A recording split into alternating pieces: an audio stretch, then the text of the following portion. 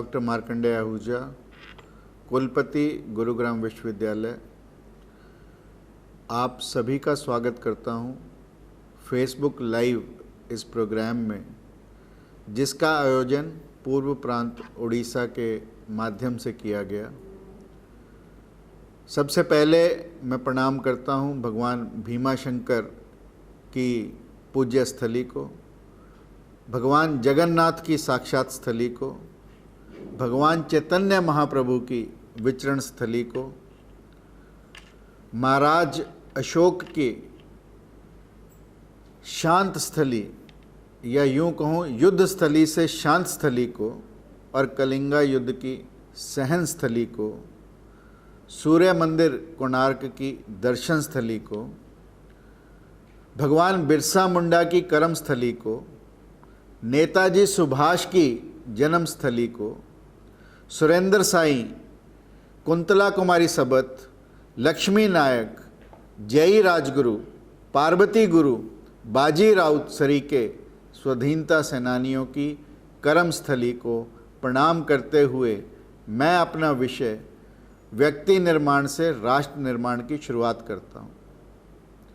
मैं धन्यवाद देना चाहता हूँ माननीय समीर कुमार मोहंती जी का, जो उड़ीसा पूर्व प्रांत के प्रांत संघ चालक हैं, भागीरथी पृष्टि सभापति जी, जो अखिल भारतीय विद्यार्थी परिषद उड़ीसा प्रांत की अध्यक्ष हैं, कि उन्होंने मुझे ये अवसर दिया कि मैं उड़ीसा प्रांत के अपने साथियों से रूबरू होकर अपने कुछ विचार उनसे साझा कर पाऊँ।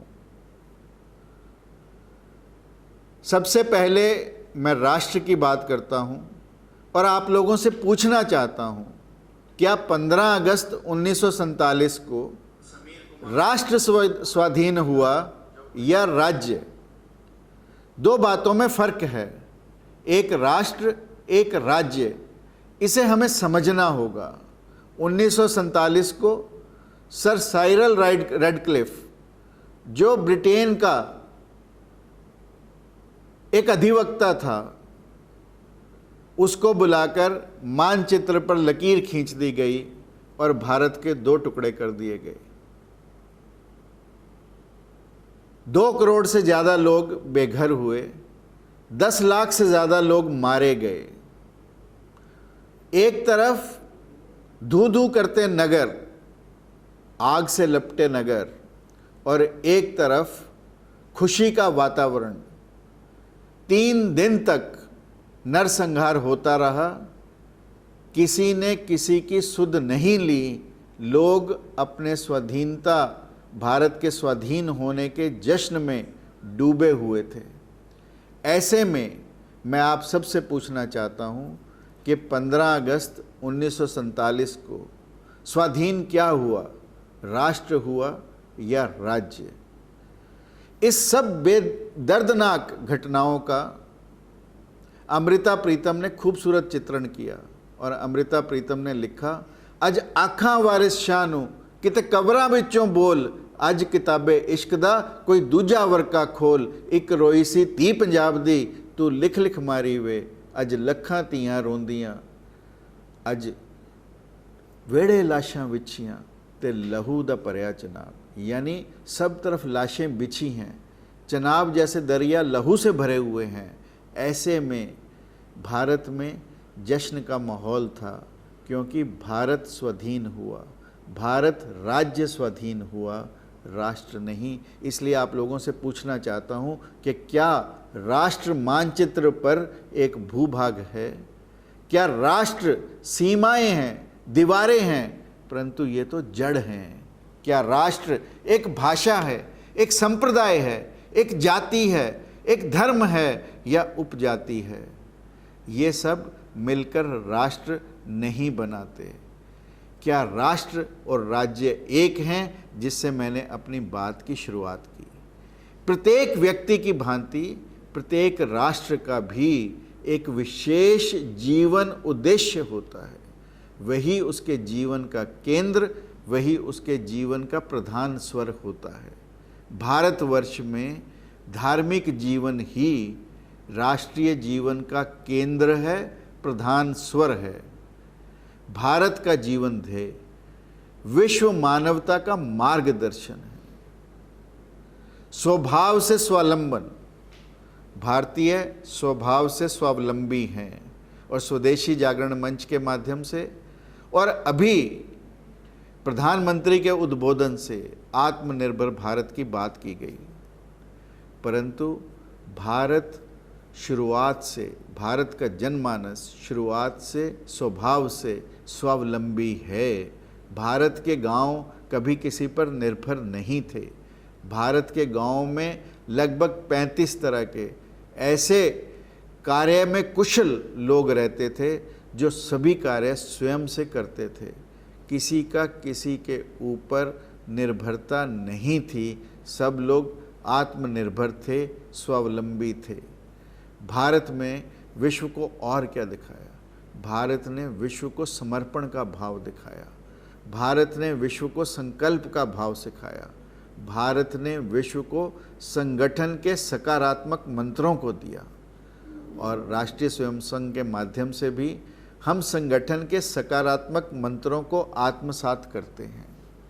इसलिए भारत विश्व में मानवता का मार्गदर्शन करता है। हम आज ग्लोबल विलेज की बात करते हैं। भारत ने सदियों पहले वसुदेव कुटुंबकम की बात की। हम विश्व को एक ऐसा मार्ग दिखाना चाहते हैं जहां प्रत्येक व्यक्ति आत्म उन्नत हो, जहां न केवल प्रत्येक व्यक्ति स्वयं की उन्नति करे बल्कि पूरे विश्व की उन्नति करे। हमने हमेशा कहा कि क्या सांस अंदर सांस बाहर की क्रिया ही मनुष्य जीवन का ध्येय है?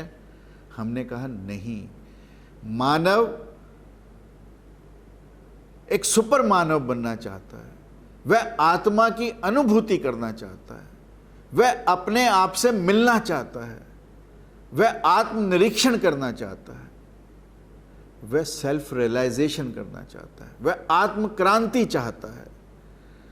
राष्ट्र मानव से बढ़कर भी एक चेतना है।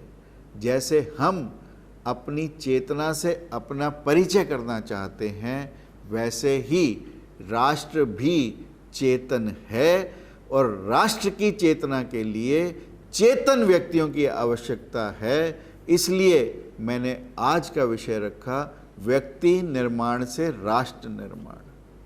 स्वामी विवेकानंद ने कहा कि मुझे 100 आत्मावान व्यक्ति चाहिए ताकि मैं इस देश की दिशा और दशा को बदल सकूं। गुरु गोविंद सिंह ने कहा कि मुझे 5 प्यारे चाहिए जो अपनी कुर्बानी देना जानते हो इस देश के लिए। और इन सब के आह्वान के मद्देनजर लाखों लोगों ने निस्वार्थ भाव से, निष्काम भाव से, अपने से, परिवार से ऊपर उठकर राष्ट्र के लिए अपने प्राणों की आहुति दी और उफ तक नहीं कही। मदन लाल धींगड़ा जैसे लोग, जिनको अंतिम दिन जब वीर सावरकर मिलने जाते हैं तो पूछते हैं कि मदन तेरी कोई आखिरी इच्छा हो तो बता, तो मदन कहते हैं हो सके तो एक आईना भिजवा देना। अब सावरकर हैरान होते हैं कि जिस व्यक्ति को कल फांसी दी जानी है वो आज एक आईने की मांग करता है। तो उन्होंने पूछा मदन आईने से क्या करेगा? तो मदन लाल धींगड़ा ने कहा कि मैं मातृभूमि पर अपने प्राणों को न्यौछावर करने से पहले देखना चाहता हूँ कि मैं कितना प्रसन्न चित्त हूँ, मैं कितना आह्लादित हूँ, मैं कितना प्रफुल्लित हूँ, ये देखना चाहता हूँ। ऐसे वीर भारत की भूमि ने जन्म दिए, ऐसे चेतन व्यक्ति जिनके कारण राष्ट्र का निर्माण होता है, उनको नमन करते हुए अपनी बात को आगे रखता हूँ। चेतन व्यक्ति से मेरा अभिप्राय क्या है? चेतन व्यक्ति यानी चेतन शरीर, चेतन बुद्धि, चेतन मन और आत्मा तो चेतन है ही। और यही एक संगठन का, एक राष्ट्रीय स्वयंसेवक संघ जैसे संगठन का कार्य है कि वो चेतन व्यक्तियों का निर्माण करता है और चेतन व्यक्तियों के निर्माण के माध्यम से राष्ट्र का निर्माण होता है। और जैसा मैंने कहा, चेतन व्यक्ति से अभिप्राय चेतन बुद्धि, चेतन मन, चेतन शरीर। और जब हम इन तीनों का सामंजस्य करते हैं, इन तीनों का तारतम्य करते हैं, जब इन तीनों को एक सुर में बांधते हैं, एक लय में बांधते हैं, तो शरीर व्यक्ति चेतन हो जाता है। और जब व्यक्ति चेतन होता है, वह चेतन व्यक्ति सब और अपने प्रकाशित करता है। महात्मा बुद्ध ने कहा, अप दीपो भव, अपने दिए स्वयं बनो। जब आप अपने स्वयं दिए बनोगे, जब स्वयं को प्रकाशित करोगे, तो अपने आप से आपका परिवार, आपका समाज, आपका राष्ट्र आलोकित होगा, प्रकाशित होगा। ऐसा हम सबका मानना है। जीवन में हर व्यक्ति सुख चाहता है। धनहीन कहे धनवान सुखी, धनहीन कहता है कि धनवान सुखी है। धनवान कहे सुख राजा को भारी, राजा कहे चक्रवर्ती सुखी, चक्रवर्ती कहे इंद्र सुख को भारी। इंद्र कहे विष्णु सुखी, विष्णु कहे सुख ब्रह्मा को भारी। तुलसीदास विचार करी कहे, हरि भक्ति बिन सब दुखियारी। तुलसीदास जी कहते हैं कि जिन व्यक्तियों के अंदर हरि भक्ति नहीं है, यानी जिनका अपनी आत्मा से परिचय नहीं है, जो अपने आप को नहीं जानते हैं, वे सब लोग दुखी हैं। ऐसा तुलसीदास जी ने कहा। इंद्रिय सुख पशु भी लेता है। लक्ष्यहीन मनुष्य पशु के समान है। और हमारा तो हमने अपना लक्ष्य ही भौतिकता को बना लिया, लक्ष्य ही रोटी को बना लिया, अपनी पढ़ाई लिखाई को भी जीविका उपार्जन का साधन बना लिया। जबकि शिक्षा वह जो हमें स्वयं से मिलाए।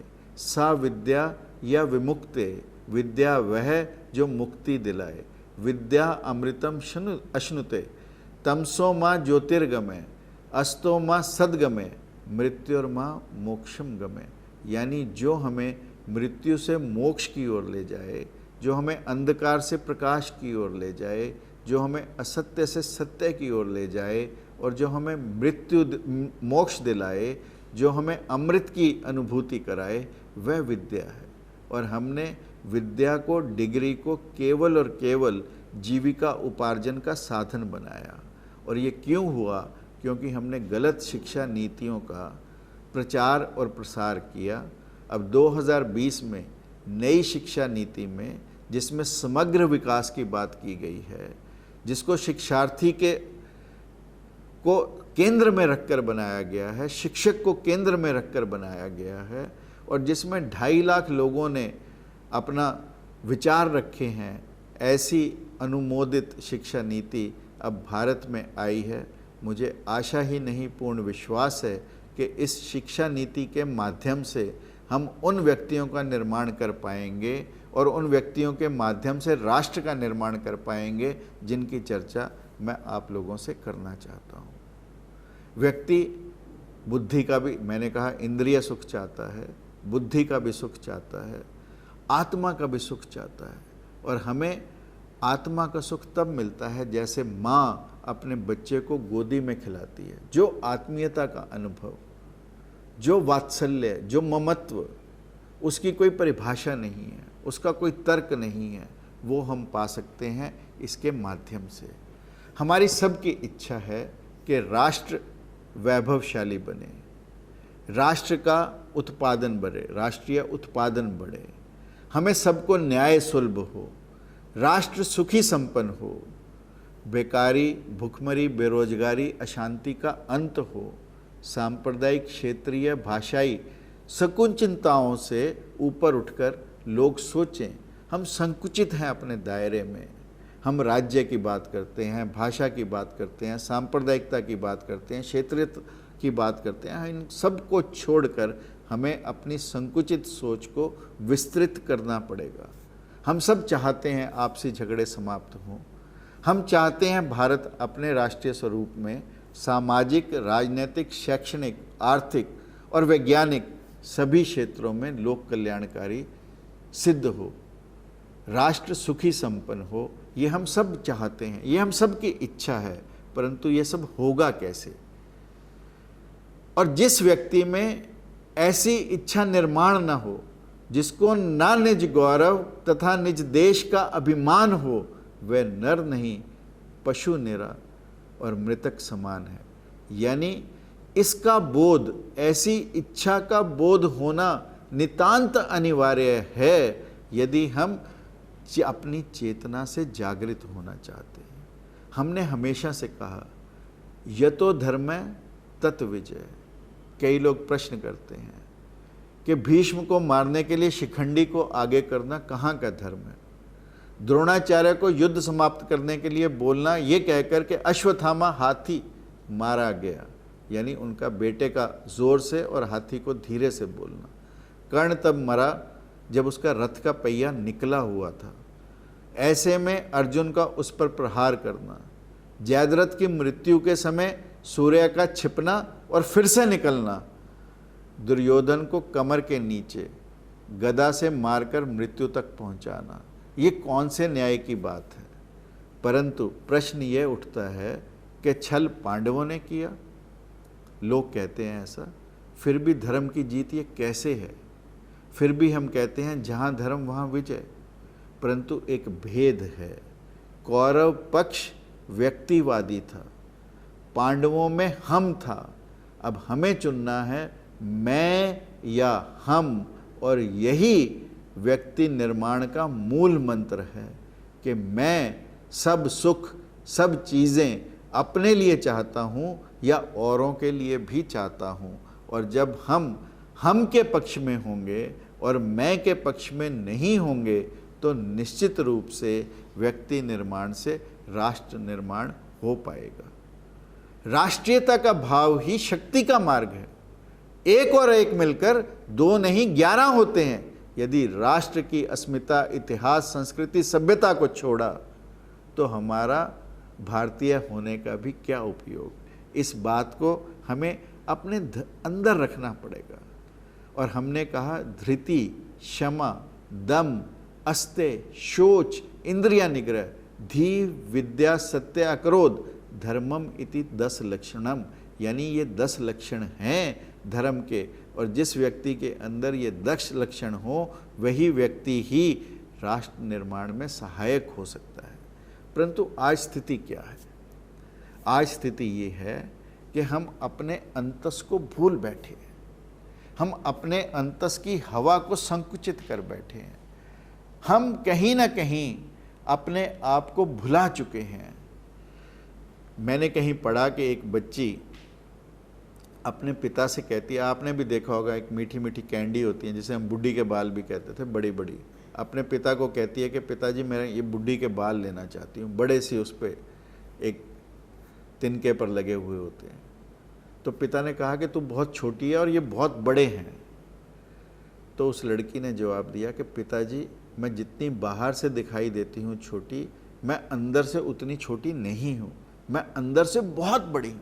और यही हमारा अंतस है कि हम सब अंदर से बहुत बड़े हैं, जिसे हम भुला बैठे हैं। हमने केवल और केवल बाहर से अपने आप अपना परिचय किया है, और इसीलिए अपने बाहरी चीज़ों पर, बाहरी संसाधनों पर हमने अपने ध्यान को कलयुग में केंद्रित किया है। परंतु हमारा अंतस बहुत बड़ा है, बहुत मजबूत है। उस अंतस को याद करना पड़ेगा, उस अंतस को भूलना नहीं है। आज स्थिति ये है कि जैसा मैंने कहा कि हम अपने अंतस को भूल चुके हैं, हम अपनी स्वशक्तियों को भी भूल चुके हैं। स्वामी विवेकानंद ने कहा कि हम सब के अंदर सुप्त शक्तियों का भंडार है, और शिक्षा का उद्देश्य उन सुप्त शक्तियों को जागृत करना है। हम सबके अंदर शक्तियां हैं, परंतु समय के रहते हम सब उसे भूल चुके हैं। जैसे आप देखें तोता कैसे पकड़ा जाता है? तोते को पकड़ने वाले एक इलास्टिक की रस्सी लगाते हैं, जिसके ऊपर छोटी छोटी गिट्टियां लगा देते हैं, उसे 2 पेड़ों के बीच में बांध देते हैं। तोता आता है, उस गिट्टी पर बैठता है और अपने वजन से उल्टा घूम जाता है। अब जब वो उल्टा घूमता है तो वो नीचे दूर धरती को देखता है, और उसके अंदर मन कांप उठता है, और वो उस गिट्टी को और ज़ोर से पकड़ लेता है, उसको छोड़ने का मन ही नहीं करता। उस समय वह भूल जाता है कि पंख उसके साथ हैं। हम सब भी भूल चुके हैं कि पंख हमारे साथ हैं, हम सब ऊंची उड़ान उड़ सकते हैं, परंतु हमने अपने पंखों को भुला दिया। आज स्थिति क्या है कि स्वार्थ का बोलबाला है। स्वार्थ भी इतना कि हम अपने स्वार्थों को छोड़ना ही नहीं चाहते, और जिस निष्काम भाव से हमारी सभ्यता ने, हमें संस्कृति ने कहा कि अपने कर्म को करना है, वह कहीं ना कहीं हम भुला बैठे हैं। आज हमारी स्थिति उस बंदर जैसी है जिसे पकड़ने के लिए लोग एक फ्लास्क नुमा बर्तन का उपयोग करते हैं जो कांच का बना होता है, उसमें चने डाल देते हैं। बंदर चने लेने आता है, बंदर चने डालने के लिए अपना हाथ अंदर डालता है, और जब अपनी मुट्ठी बंद करता है तो वो पकड़ा जाता है, क्योंकि चने बंदर छोड़ नहीं सकता, मुट्ठी बंदर खोल नहीं सकता। हम लोगों ने भी, जिन्होंने अपनी मुट्ठी को बंद किया, वो लोग अपने जीवन में कभी उन्नति नहीं कर पाए, जीवन में कभी अपना नाम पैदा नहीं कर पाए। वो लोग अपने जीवन में केवल और केवल अपने जीवन को संकुचित कर पाए। उनके अंदर कभी व्यापकता का कभी प्रस्फुटन ही नहीं हुआ, कभी उनके अंदर व्यापकता आ ही नहीं पाई, कभी वो समाज और राष्ट्र के लिए काम कर ही नहीं पाए। हमें उस बंदरी सोच को, उस स्वार्थी सोच को अपने अंदर से निकालना पड़ेगा।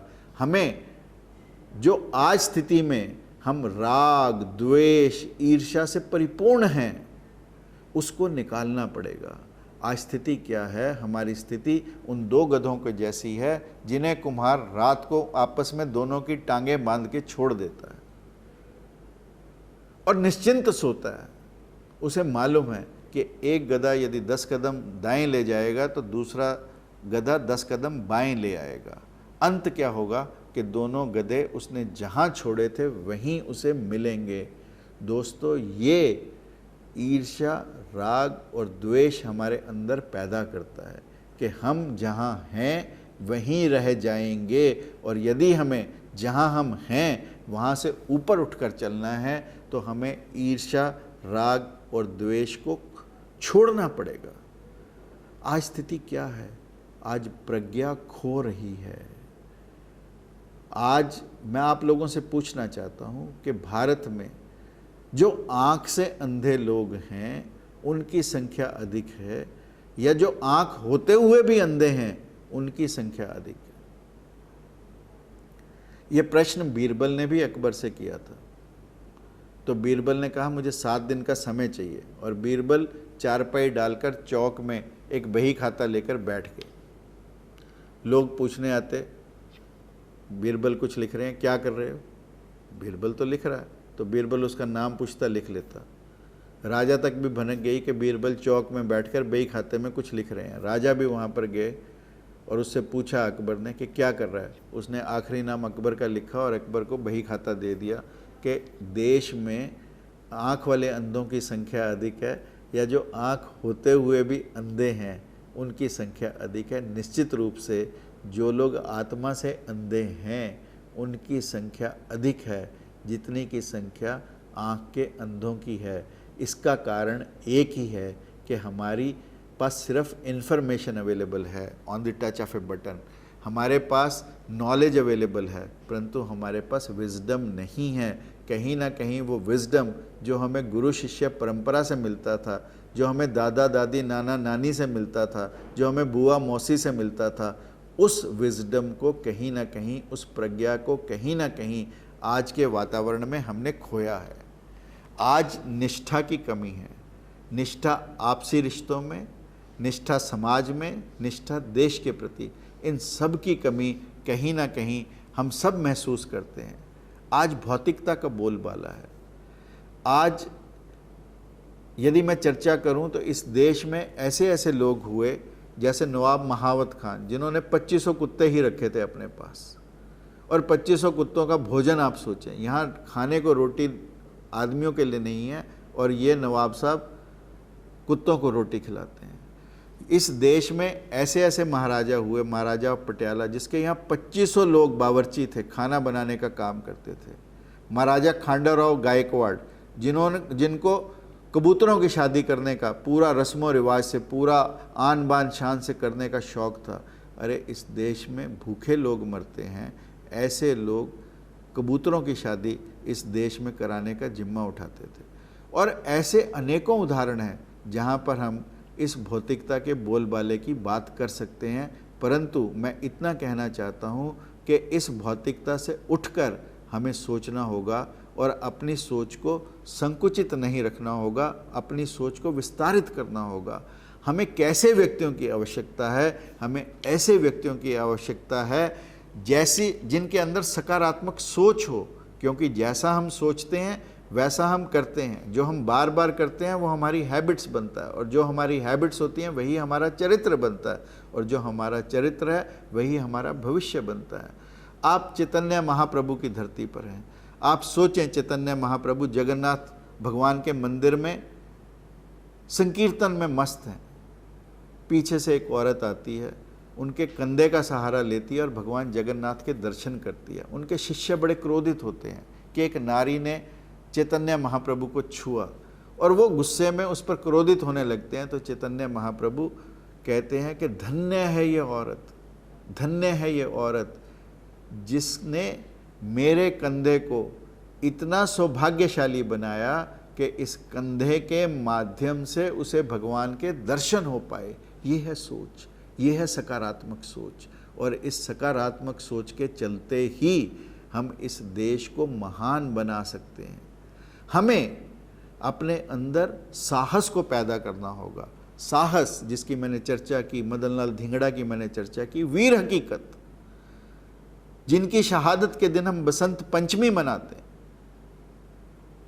जब देवी माँ को गाली दी गई तो वीर हकीकत का अंतस जाग उठा, उसने माँ फातिमा को गाली दी, और जब गाली माँ फातिमा को दी गई तो उसे काजी के पास ले जाया गया। काजी ने कहा या तो अपना धर्म परिवर्तन कर या मृत्युदंड के लिए तैयार हो जा।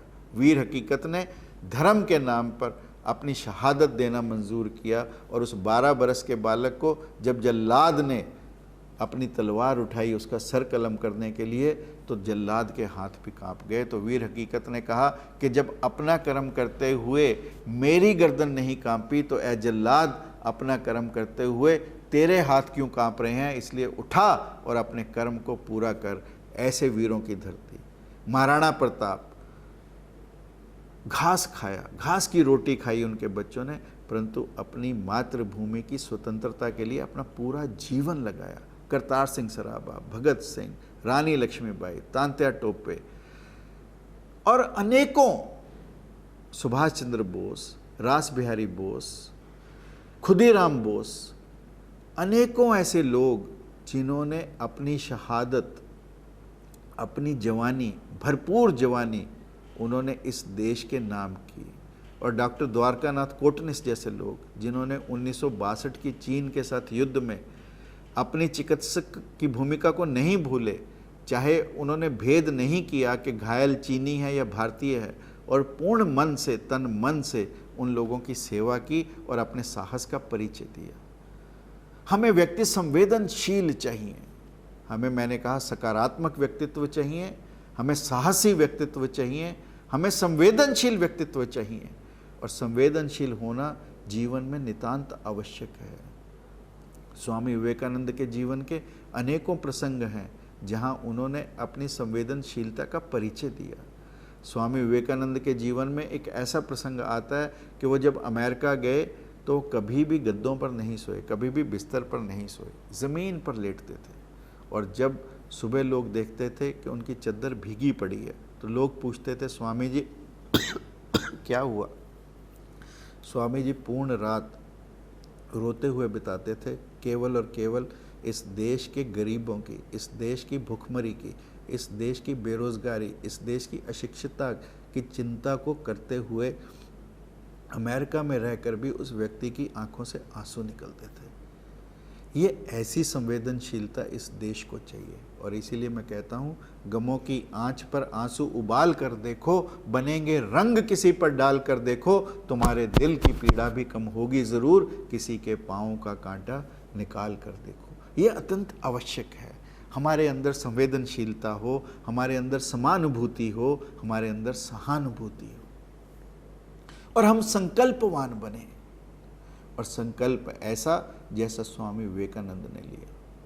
3 दिन तक विवेकानंद स्मारक जहाँ बनाया, उस शिला पर जहाँ माँ पार्वती ने बरसों बरस तपस्या की भोले शंकर जी को अपना पति पाने के लिए, 3 दिन बिना खाए बिना पाए, और फिर मार्ग मिला कि पश्चिम जाकर भारत का जो इमेज, जो भारत के लोगों के अंदर एक अभिव्यक्ति बन गई है, भारत के बारे में जो लोगों की एक विचार बन गया, उस विचार को तोड़ने के लिए स्वामी विवेकानंद, जो लोग भारत को सपेरों का देश मानते थे, उन लोगों के आगे भारत की धर्म ध्वजा को लहराया, पूरे विश्व को भारत का सही परिचय कराया और भारत के निर्माण का मार्ग प्रशस्त किया।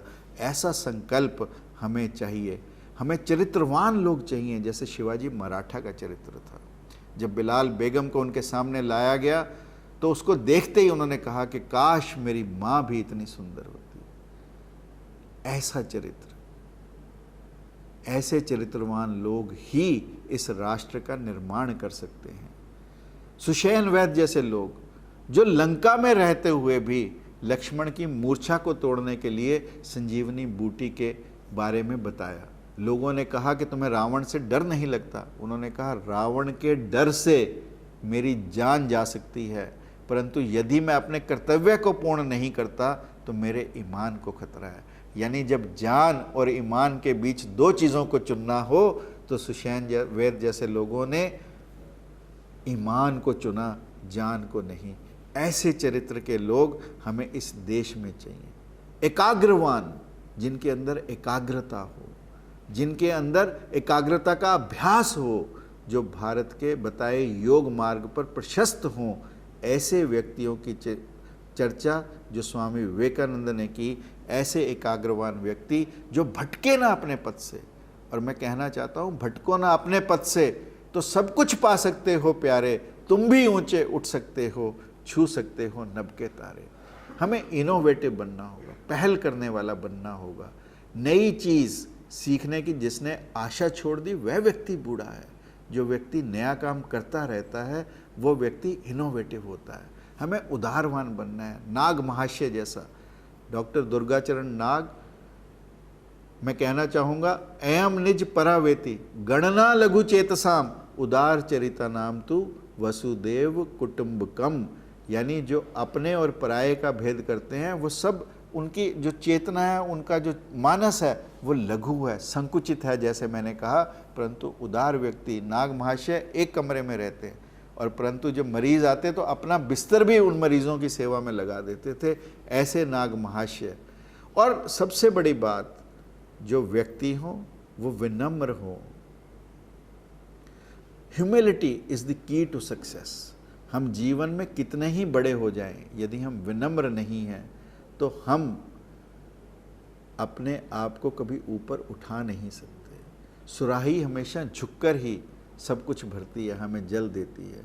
इसलिए जब मैंने सुना कि रहीम जी अपने जीवन में जब दान देते थे तो लोग उन्हें कहा करते थे, सीखे कहाँ नवाबजू, देनी ऐसी देन, ज्यों ज्यों कर ऊंचे तड़े त्यों त्यों नीचे नैन। अब उन्हें लोग कहते थे कि तुम आंखें नीचे करके दान क्यों देते रहते हो? तो रहीम जी ने कहा, देनहार कोई और है, देत रहत दिन नैन, लोग भ्रम मुझ पर करत ताते नीचे नैन। कि मेरे नैन क्यों नीचे हैं कि लोग ये ना सोच लें कि मैं देने वाला हूँ, क्योंकि देने वाला भगवान है। ये विनम्रता है। और ऐसी विनम्रता जब हमारे अंदर पैदा होगी तो हम न केवल अपना निर्माण करेंगे परंतु राष्ट्र का निर्माण भी करेंगे। हमें न केवल स्वयं को प्रेरित करना है परंतु अपनी प्रेरणा के माध्यम से पूरे समाज को प्रेरित करना है। समाज के अंदर सेवा भाव का, जैसे महात्मा मुंशी राम जिन्होंने गुरुकुल कांगड़ी की स्थापना की, ऐसे महात्मा मुंशी राम जिन्हें हम स्वामी श्रद्धानंद के नाम से जानते हैं, जब उनके वहाँ एक शिष्य बीमार था और उसके पास एक सोमदत्त विद्यालंकार की ड्यूटी लगाई गई, तो जब उसे उल्टी आने लगी तो वो उल्टी के लिए बर्तन लेने को भागा और स्वामी जी ने देखा और अपने हाथों का ही बर्तन बना दिया। ऐसे सेवा भाव से परिपूर्ण व्यक्ति ही राष्ट्र का निर्माण कर सकते हैं। हमें विवेकवान व्यक्तियों की ज़रूरत है, हमें दूरदर्शिता से समय की कमी है, इसलिए कुछ बातों की चर्चा अधूरी करते हुए कि दूरदर्शी लोग जैसे ईश्वर चंद्र विद्यासागर जैसे लोग, स्वामी विवेकानंद जैसे लोग, महात्मा गांधी जैसे लोग, सरदार पटेल जैसे लोग, गुरु गोवलकर जैसे लोग, हेगडेवार जी जैसे लोग, ऐसे लोगों की आवश्यकता है जो दूरदर्शिता से राष्ट्र प्रेम की भावना को जागृत कर सकें। और ऐसी राष्ट्र प्रेम की भावना जिसकी चर्चा स्वामी विवेकानंद जब गए तो उनके भाषणों से खुश होकर कुछ अंग्रेज़ों ने उन्हें पूर्ण परिधान दिए, और उन परिधानों में एक अंग्रेज़ ने कहा कि यदि आप इन परिधानों को डालेंगे तो मुझे बहुत प्रसन्नता होगी। स्वामी विवेकानंद ने उसके कहने पर पैंट भी डाली, कोट भी डाला, टाई भी लगाई, परंतु जब बाहर आए तो सिर पर उनके साफा ही लगा हुआ था। तो उस अंग्रेज़ ने कहा कि स्वामी जी सिर पर भी यदि हैट लगा लेते तो मुझे और प्रसन्नता होती। तो तब स्वामी जी ने जो कहा वो हम सब के लिए राष्ट्रीयता का भाव जागृत कर सकता है। स्वामी जी ने कहा कि मस्तक पर तो मेरा भारत रहेगा, विचारों में तो मेरा भारत रहेगा। यदि हम इस सोच के साथ, यदि हम उन एक कविता जो हम बचपन में सुनते थे, आग लगी इस वृक्ष को, जल जल गिरते पात, ए पक्षियों उड़ क्यों नहीं जाते पंख तुम्हारे साथ। यानी एक राहगीर जब पक्षी देखता है वृक्ष पर बैठे हैं और वृक्ष में आग लगी और वो भी साथ साथ जल रहे हैं तो उसे बड़ी हैरानी होती है। तो वो राहगीर कहता है कि आग लगी इस वृक्ष को, जल जल गिरते पात, ए पक्षियों उड़ क्यों नहीं जाते पंख तुम्हारे साथ। तो जो पक्षी जवाब देते हैं वो सब हम सब के अंदर राष्ट्रीयता का भाव जागृत कर सकता है। पक्षी कहते हैं फल खाए इस वृक्ष के, गंदे कीने पात, धर्म हमारा यही है, जलें इसी के साथ, मरें इसी के साथ। और यही हम सब का धर्म है कि हम राष्ट्र के साथ जिएं, राष्ट्र के साथ मरें, तभी हमारा व्यक्ति निर्माण सार्थक हो सकता है, तभी हम व्यक्ति निर्माण से राष्ट्र निर्माण की सीढ़ी पर चल सकते हैं। और अंत में जो मैं आप लोगों से कहना चाहता हूँ 4 लाइनें कि यही जज्बा रहा तो मुश्किलों का भी हल निकलेगा, यही जज्बा रहा तो मुश्किलों का भी हल निकलेगा। जमी बंजर हुई तो क्या यहाँ से भी जल निकलेगा, जमी बंजर हुई तो क्या यहीं से जल भी निकलेगा। ना हो मायूस, ना घबरा अंधेरों से ए इंसान, ना हो मायूस, ना घबरा अंधेरों से ए इंसान, इन्हीं रातों के दामन से सुनहरा कल भी निकलेगा, इन्हीं रातों के दामन से सुनहरा कल भी निकलेगा। इन्हीं शब्दों के साथ आप सब ने मुझे इतने ध्यान से सुना, इतना मान सम्मान दिया, पुनः आप सबका धन्यवाद करता हूँ और आप सबके भीतर बैठी भारत माता को प्रणाम करता हूँ। भारत माता की जय, वंदे मातरम।